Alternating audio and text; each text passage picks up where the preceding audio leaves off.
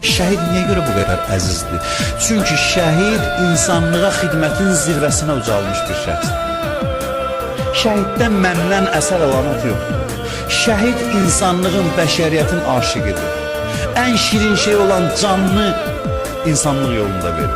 O qədər insanları sevir, o qədər aşiqdir insanlara, varlığını insanlıq yolunda verir. Ona görə şəhid çox əzizdir.